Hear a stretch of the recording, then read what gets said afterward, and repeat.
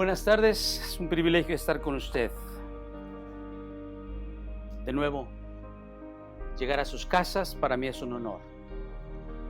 Hoy queremos abrir la escritura. Rápidamente vamos a entrar al mensaje que el Señor tiene para nosotros hoy.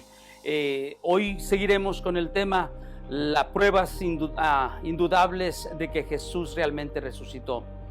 Recuerde que la semana pasada tocábamos el tema sobre la resurrección y hablábamos que la resurrección era muy importante, y hoy proseguimos con el mismo tema, pero hoy hablaremos las pruebas de que Jesús realmente resucitó.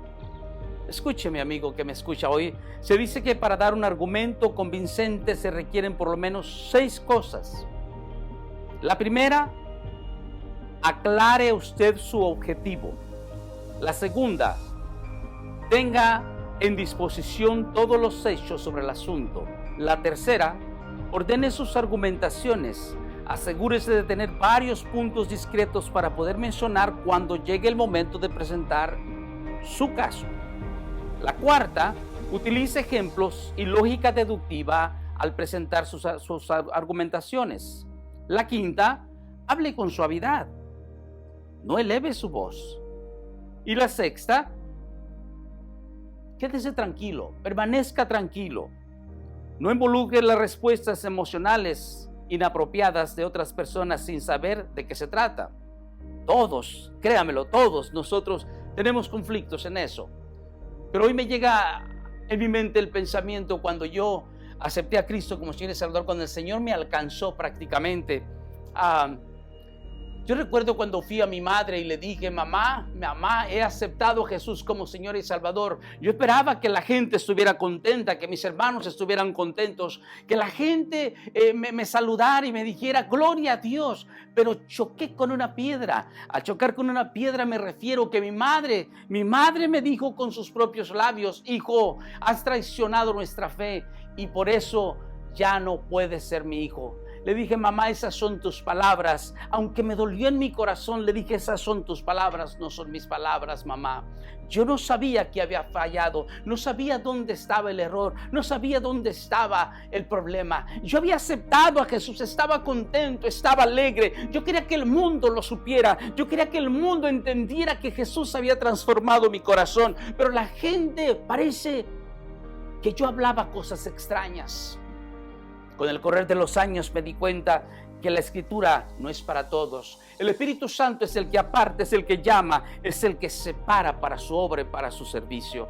Y yo hoy por hoy quiero decirle a usted que Dios ha sido manifiesto en mi corazón. Hace muchos años atrás, a mi edad de 23 años, el Señor se hizo manifiesto a mi corazón. Y para ello yo le invito para que usted vaya al libro de Lucas capítulo 24, y en el libro de Lucas vamos a encontrar desde el verso 1 hasta el verso 48, vamos a encontrar ciertas palabras que nos ayudan a entender el porqué de la resurrección de Cristo. Porque ahí es donde se habla de la resurrección, ahí es donde se habla de los eventos del camino de Emaús, ahí es donde Jesús se le aparece a los discípulos. Y si usted va conmigo, por favor, a la Escritura, en el libro de Lucas capítulo 24, verso del 36 al 48, dice de esta manera: mientras ellos aún hablaban de estas cosas, Jesús se puso en medio de ellos y les dijo: paz a vosotros. Entonces, espantados y atemorizados, pensaban que veían espíritus. Pero él les dijo: ¿por qué estáis turbados y vienen a vuestro corazón estos pensamientos? Mirad mis manos y mis pies, que yo mismo soy. Palpad y ved, porque un espíritu no tiene carne ni hueso, como veis que yo tengo. Y diciendo esto, les mostró las manos y los pies.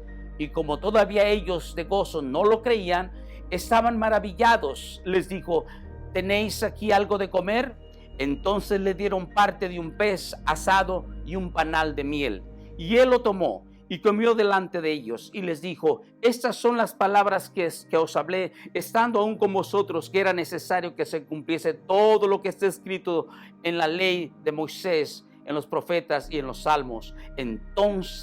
Fue entonces que les abrió el entendimiento para que comprendiesen las Escrituras. Y les dijo: así está escrito, y así fue necesario que el Cristo padeciese y resucitase de los muertos al tercer día, y que se predicase en su nombre el arrepentimiento, el perdón de pecados en todas las naciones, comenzando desde Jerusalén. Vosotros sois testigos de estas cosas. Hoy en día necesitamos, queridos amigos, queridos hermanos, muchos testimonios convincentes. Sí, escúcheme usted. Hoy necesitamos muchos testimonios convincentes. ¿Convincentes de qué? Del poder transformador del Espíritu Santo, del poder transformador de Dios en los corazones de nosotros como seres humanos. ¿Sabe? Nosotros no pudiésemos hablar de Cristo si Él nos hubiese manifestado en nuestros corazones, si Él no hubiera hecho jamás un cambio. Le voy a contar una historia breve. Hace días atrás estaba argumentando algunas cosas con algún compañero de trabajo. Y el compañero me decía que la Biblia fue escrita por hombres. El compañero me decía que la Biblia fue escrita por hombres comunes y que pudieron cometer muchos errores. Cuando estuvimos argumentando por un buen rato, hice un paréntesis en el diálogo y en el diálogo le hice una pregunta. Le dije, ¿tú has experimentado el poder del Espíritu Santo en tu corazón? ¿Has vivido un momento especial con Cristo? ¿Has tenido un encuentro personal con Él? Al cual mi amigo se quedó callado, me observaba a mis ojos y me decía, no, tienes razón, yo no lo he tenido. ¿Sabe, querido amigo, querido hermano? El Espíritu Santo se manifiesta en el corazón de una persona y es por eso que nosotros creemos que el poder convincente de Dios llega a nuestros corazones, abre nuestro entendimiento, abre nuestro corazón y cuando Él se manifiesta entonces hablamos y exclamamos la palabra con un clamor poderoso sin temor a fracasar porque Cristo ha sido real en nuestras vidas. Y para eso es probable que miremos a alguien que nos habla de una transformación genuina, de una transformación convincente y de una transformación real. Y nos puede decir a usted y a mí cómo es que el Espíritu Santo hizo en su corazón y cómo desde ese día en adelante jamás fue el mismo. Por esto le quiero invitar que vayamos al libro de los Hechos, capítulo 26, donde encontramos a una persona, y esto estamos hablando del apóstol Pablo. Miremos por favor la transformación de Pablo. Y note usted si sus palabras son convincentes. Empezamos con el verso donde Pablo empieza en el verso 26. Dice, entonces Agripa dijo a Pablo, ¿se te permite hablar por ti mismo? Pablo entonces, extendiendo la mano, comenzó así su defensa. Me tengo por dichoso, oh rey Agripa, de que haya de defenderme hoy delante de ti todas las cosas de que soy acusado por los judíos, mayormente porque tú conoces todas las costumbres y cuestiones que hay entre los judíos, por lo cual te ruego que me oigas con paciencia. En el verso 4 sigue Pablo hablando. Mi vida pues desde mi juventud, la cual desde el principio pasé en mi nación, en Jerusalén, la conocen todos los judíos, los cuales también saben que yo desde el principio, si quieren testificarlo conforme a la más rigurosa secta de nuestra religión, viví fariseo. Ahora, por la esperanza de la promesa que hizo Dios a nuestros padres, soy llamado a juicio. Promesa cuyo cumplimiento esperan que han de alcanzar nuestras 12 tribus, sirviendo constantemente a Dios de día y de noche. Por esta esperanza, oh rey Agripa, soy acusado por los judíos. ¿Qué? ¿Se juzga entre vosotros cosa increíble que Dios resucite a los muertos? Verso 9, sigue diciendo Pablo, yo ciertamente había creído mi deber hacer muchas cosas contra el nombre de Jesús de Nazaret, lo cual también hice en Jerusalén. Yo encerré en cárceles a muchos de los santos, habiendo recibido poderes de los principales sacerdotes, y cuando los mataron, yo di mi voto. Y muchas veces castigándolos en todas las sinagogas, los forcé a blasfemar. Enfurecido en sobremanera contra ellos, los perseguí hasta las ciudades extranjeras. Verso 12, ocupado en esto, iba yo a Damasco con poderes y en comisión de los principales sacerdotes. Cuando a mediodía, oh rey, yendo por el camino, vi una voz del cielo que sobrepasaba el resplandor del sol, lo cual me rodeó a mí y a los que iban conmigo. Y habiendo caído todos nosotros a tierra, oí una voz que me hablaba y decía en lengua hebrea: Saulo, Saulo, ¿por qué me persigues? Dura cosa te es dar cosas contra el aguijón. Yo entonces dije: ¿quién eres, Señor? Y el Señor dijo: yo soy Jesús a quien tú persigues. Verso 16: pero levántate y ponte sobre tus pies, porque para esto he aparecido a ti, para ponerte por ministro y testigo de las cosas que has visto y de aquellas en que me apareceré a ti, librándote de tu pueblo y de los gentiles a quienes ahora te envío, para que abras sus ojos, para que se conviertan de las tinieblas a la luz y de la potestad de Satanás a Dios, para que reciban por la fe que es en mí perdón de pecados y herencia entre los santificados. Por lo cual, oh rey Agripa, no fui rebelde a la visión celestial, sino que anuncié primeramente a los que están en Damasco y Jerusalén y por toda la tierra de Judea y a los gentiles, que se arrepintiesen y se convirtiesen a Dios, haciendo obras dignas de arrepentimiento. Por causa de esto, los judíos, prendiéndome en el templo, intentaron matarme, pero habiendo obtenido auxilio de Dios, persevero hasta el día de hoy, dando testimonio a pequeños y a grandes, no diciendo nada fuera de las cosas que los profetas y Moisés dijeron que habían de suceder, que el Cristo había de padecer y ser el primero de la resurrección de los muertos, para anunciar la luz al pueblo y a los gentiles. Es impresionante. Pablo habla de su conversión.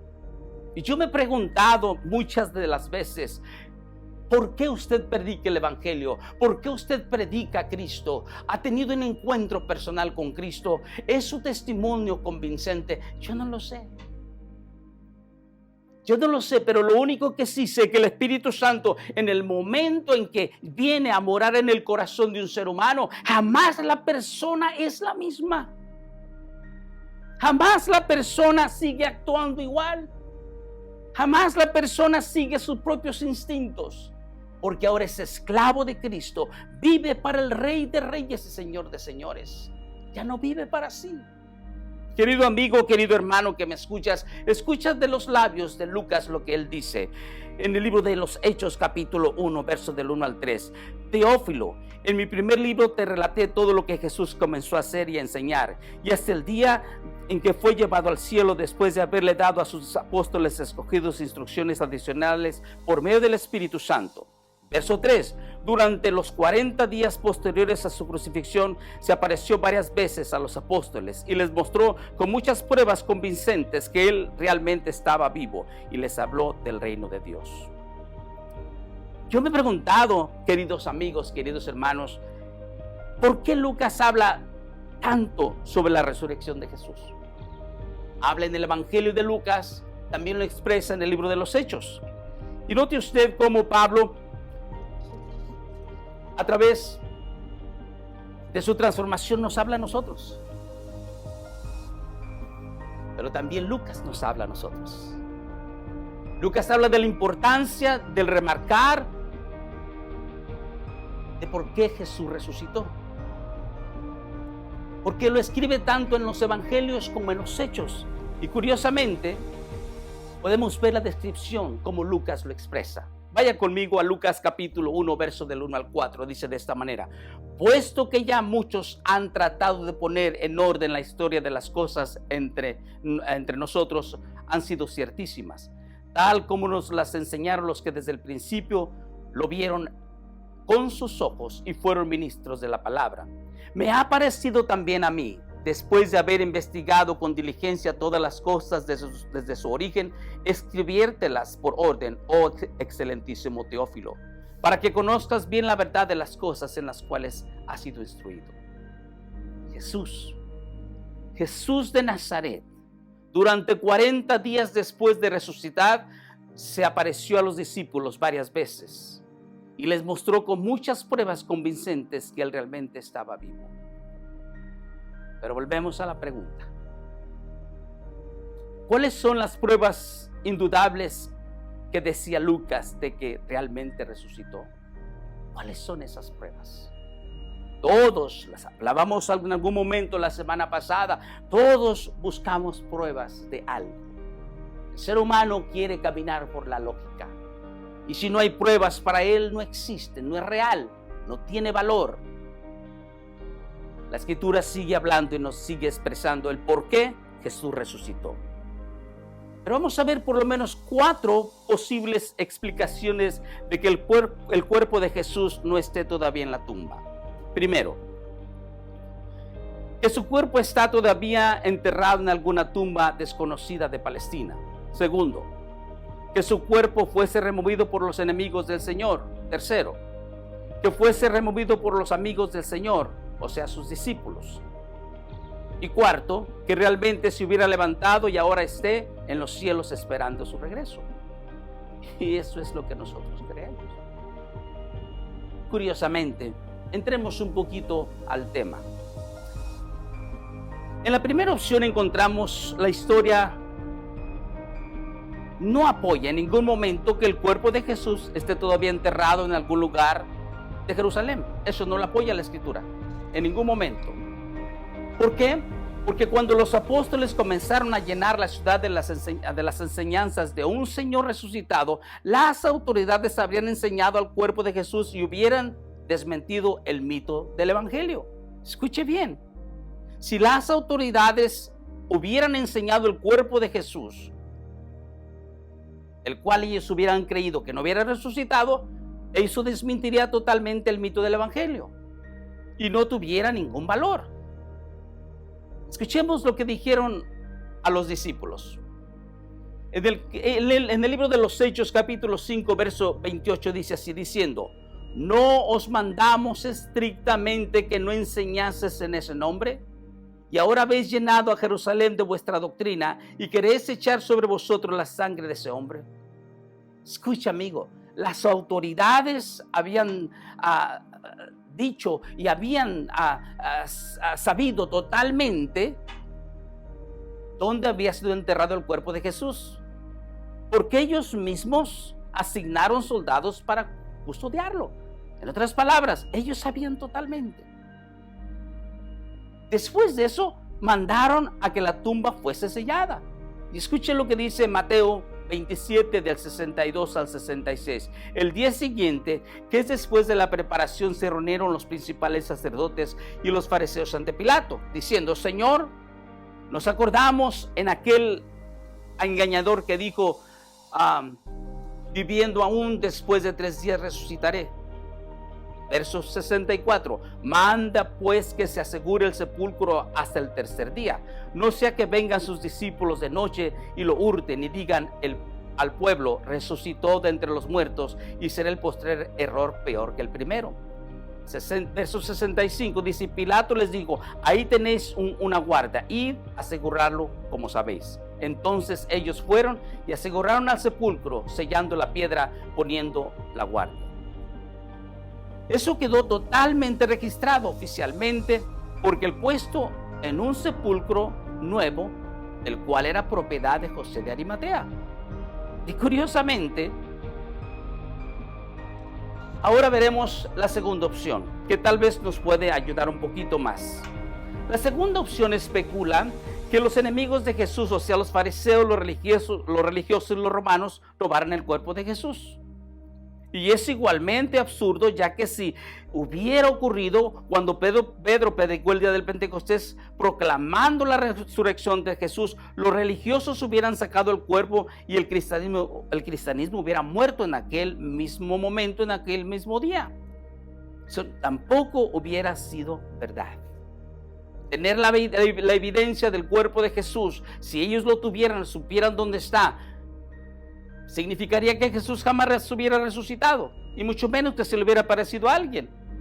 No hubiera pruebas contundentes, pero esto hubiera sido absurdo. Si realmente querían parar que el evangelio se predicara, pudieran haberlo hecho en ese momento, cuando Pedro predicó el día del Pentecostés. Pero escuche la tercera opción. Y la tercera opción dice que los discípulos escondieron el cuerpo de Jesús e inventaron su resurrección. Eso fue precisamente lo que los principales sacerdotes comenzaron a decir y empezaron a hacer soborno a los soldados cuando vieron que Jesús había resucitado, subordinando a los soldados y a su propia gente. Dijeron estas palabras. Escuche lo que dice en Mateo capítulo 28, verso del 1 al 13. Pasado el día de reposo, al amanecer del primer día de la semana, vinieron María Magdalena y la otra María a ver el sepulcro.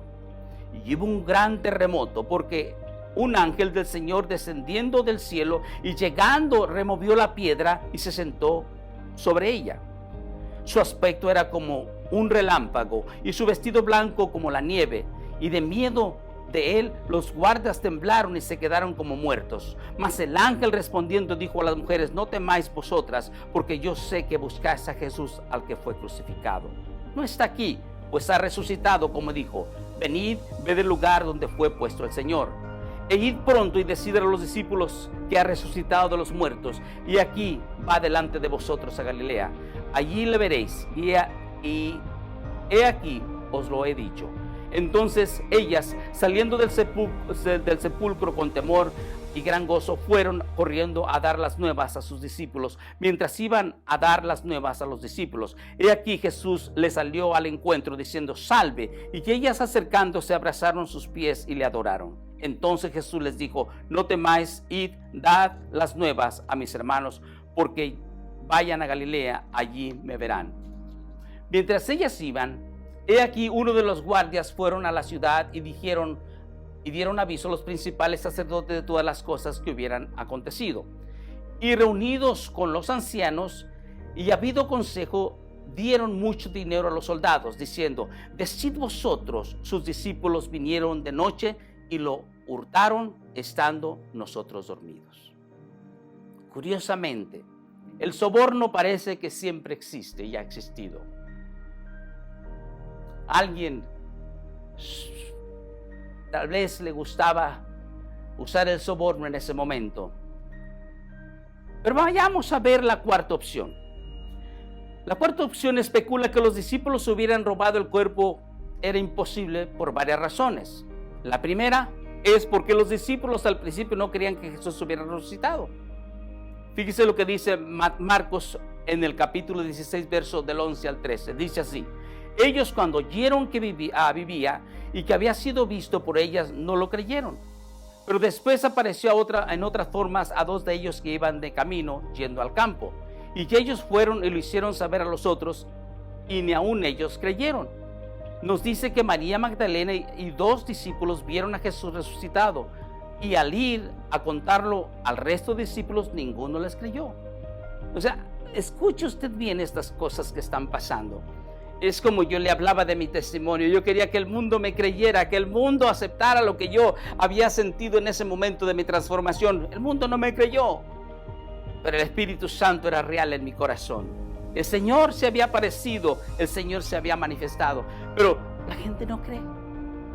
Ojalá y no sea esa nuestra condición. Segundo, los discípulos estuvieron dispuestos a ser amenazados, azotados, puestos en cárcel e incluso muertos por la causa de creer en la resurrección de Jesús.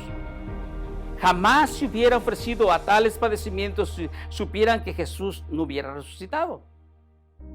En otras palabras, ¿por qué morir por algo en lo cual yo no creo? Sería totalmente absurdo. Tercero, habría sido imposible que unos discípulos asustados robaran el cuerpo de Jesús, pues custodiado por la guardia romana y experimentada y muy armada. Estaban cuidando la tumba. Pero aún así, Lucas sigue expresando que durante los 40 días posteriores a su crucifixión, Cristo se apareció varias veces a los apóstoles y les mostró con muchas pruebas convincentes que él realmente estaba vivo, y les habló del reino de Dios. Si eso fuera cierto, querido hermano, querido amigo que nos estás escuchando, ¿quiénes fueron los testigos oculares presentes? ¿Hubo alguien presente que miró la resurrección de Jesús? ¿Hubo alguien presente que miró las apariciones de Jesús después de resucitar de entre los muertos? Miremos lo que Lucas dice en el capítulo 1, verso 2. Tal como nos lo enseñaron los que desde el principio lo vieron con sus ojos y fueron ministros de la palabra. Escuche, por favor, estas notas importantes. Cristo se apareció a María Magdalena en el sepulcro. el Señor se apareció a un grupo de mujeres que habían visitado la tumba. Jesús se apareció a Pedro en la tarde en el día de la resurrección. Él se le apareció a los 2 discípulos en el camino a Emaús. Cristo se apareció a los apóstoles en la noche de la resurrección. El Señor se apareció a 7 de sus discípulos al lado del mar de Tiberias y preguntó a Pedro 3 veces si le amaba. Él se le apareció en una ocasión a más de 500 hermanos, la mayoría de los cuales están vivos, cuando Pablo escribió la carta de 1 Corintios 15, verso 6. Jesús se le apareció a Santiago. Cristo se le apareció a los 12 discípulos en el monte de Galilea. El Señor se le apareció a los discípulos en el monte de los Olivos. El viviente que menciona Apocalipsis 1:18 se le apareció a Esteban, quien fue nuestro primer mártir. Cristo se apareció al apóstol Pablo en su camino a Damasco. Luego, cuando Pablo estuvo orando en el templo y mientras estaba en la prisión de Cesarea, también el Señor se le apareció al discípulo amado, a Juan, en la isla de Patmos. Quiero concluir diciendo estas palabras. Si Jesús se le apareció a tanta gente así, todas estas pruebas nos dan una sola alternativa. ¿Y cuál es esa alternativa? Jesús de Nazaret realmente resucitó y se levantó de los muertos y está vivo y está sentado a la diestra de Dios, tal y como dice el Salmo 110, verso 1. Dice: Jehová dijo a mi Señor, siéntate a mi diestra hasta que ponga a tus enemigos por estrado de tus pies. Pero escuche, la última prueba de que Jesús realmente está vivo es esta. Y usted y yo somos los únicos testigos oculares que hoy podemos decir, porque si Él se ha manifestado en nosotros, escuche por favor estas palabras. Si por todo el mundo existen millones de personas que han sido transformadas al poder de Jesucristo, al permitir que Jesús de Nazaret entrara a sus corazones o tomara sus corazones, millones de personas transformadas por el poder de Jesús, entre las cuales estamos usted y yo, créamelo, ese es un poder milagroso de parte de Dios. Que Dios se hubiese manifestado a mí y a usted, eso es un poder grande de Dios. En el pleno siglo XXI, usted y yo estamos totalmente convencidos que el Señor se está moviendo. Y yo le quiero preguntar a usted, ¿cuál es su testimonio de su conversión? No sé si usted piense solamente creer en Dios porque alguien se lo dijo o porque usted ha experimentado la presencia de Dios en su corazón. No sé si usted simplemente cree en Dios porque su papá y su mamá creen. No sé si porque sus antepasados, su abuela, su tío le hablaron de Dios, tal vez usted por eso cree. La pregunta es, ¿ha tenido usted un encuentro personal con Cristo? Si no lo ha tenido, déjeme hacerle la pregunta para cerrar esto. ¿Cómo usted pretende convencer a un mundo allá afuera de un Cristo al cual usted no ha sentido ni ha tenido un encuentro personal con Él? Dígame usted. Si usted no ha tenido encuentro personal con Cristo, tal vez esta tarde yo le puedo invitar a usted para que haga una decisión personal. Cristo resucitó y hay evidencia de ello. Él es Dios, Él es poder transformador. Él quiere transformar su vida. En el día, en el momento que usted le acepte, si es hoy, usted jamás será el mismo. Porque entonces Cristo tendrá control sobre su vida. Oremos. Padre, gracias por esta bendita tarde. Yo te ruego, Señor, que quien me esté escuchando, mi amigo, mi compañero de trabajo, esta persona que está mirando este video, te ruego, Espíritu Santo, que te hagas real en él, que te hagas manifiesto. Espíritu Santo, quita toda duda. Tú te has manifestado, te has, Señor, levantado de la tumba para transformar los corazones y para dar, Señor, una convicción real en nuestras vidas. Te ruego, Señor, que transformes el corazón de aquella persona que me está observando. A ti que me estás escuchando. Si en esta tarde tú quieres darle tu corazón a Jesús, en esta tarde tú tienes Si te gustaría hacerlo, te ruego que oremos juntos. Dile estas palabras: Señor Jesús, gracias porque muriste, gracias porque fuiste sepultado y gracias porque resucitaste. Gracias porque venciste la muerte. Y Padre, en esta tarde, Señor, yo quiero que te haga real en mí, así como fuiste real en todos aquellos corazones que te miraron, así como tú te manifestaste en el corazón de Pablo, quiero que te manifiestes a mí. Espíritu Santo, quiero que seas real en mi vida, quiero sentir tu presencia en este momento, quiero, Señor, entregarte mi corazón. Entra a mi vida, Señor, transfórmame, lávame con tu preciosa sangre y permíteme, Señor, ser diferente. En este momento entrego mi corazón a ti, Señor. Te recibo como mi suficiente Salvador en mi corazón. Padre, yo quiero ser testigo de tu poder y tu gloria. Sé conmigo, sé real en mí. Manifiéstate, cámbiame, transfórmame en el nombre poderoso de Jesús. Señor, gracias por mi amigo, por mi hermano, Señor, que ha rectificado en esta tarde su fe. Bendigo su nombre en Cristo Jesús. Amén y amén. Gracias, queridos amigos. Dios me les bendiga. De nuevo estamos rogándole que si usted aceptó a Cristo, busque una iglesia cristocéntrica para que usted siga creciendo espiritualmente. Dios me le bendiga. Cuídese mucho en estos tiempos tan difíciles. Amén.